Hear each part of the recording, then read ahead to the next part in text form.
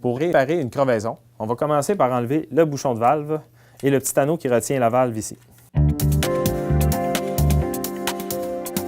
Ensuite, on va prendre nos leviers à pneus pour dégager un premier côté du pneu ici.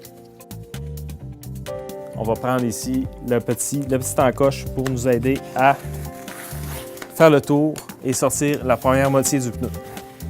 Un coup que c'est fait, on va sortir le tube de l'intérieur du pneu et pour le reste, il sera très facile de terminer d'enlever le pneu complètement de la roue, comme ça avec les doigts. L'étape importante avant de placer le tube de rechange qu'on a amené avec nous, ça va être de vérifier la raison pourquoi on a fait une crevaison. Est-ce que c'est une vitre qui a percé le pneu? Est-ce que c'est une crevasse qu'on a frappée durement? Donc, on peut faire en premier une inspection visuelle, regarder l'état du pneu. On peut en même temps glisser les doigts à l'intérieur du pneu pour rester attentif si on va sentir une petite broche qui aurait pu rester coincée ou une vitre, etc. On va aussi en profiter pour vérifier l'intérieur de la roue, ici. Le ruban qu'on appelle le fond de jante devrait être placé partout de manière à protéger l'intérieur de la paroi de la roue.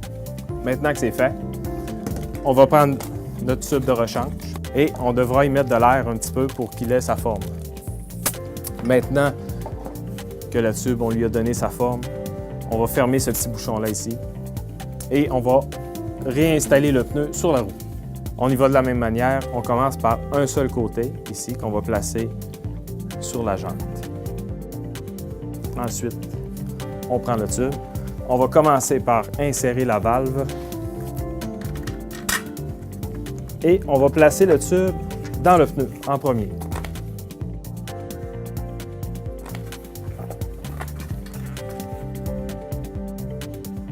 Il nous reste à prendre le pneu, puis approcher cette partie du pneu ici vers l'intérieur de la jante. Ça va nous faciliter beaucoup le travail pour embarquer la deuxième partie. Dans le cas où la dernière partie est difficile à insérer, on peut renlever un petit peu d'air qu'on avait mis dans le tube pour qu'il ait sa forme.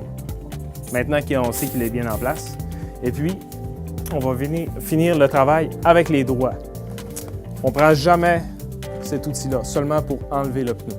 Quand on le replace, en prenant un levier, on pourrait venir briser notre travail en pinçant le tube à l'intérieur.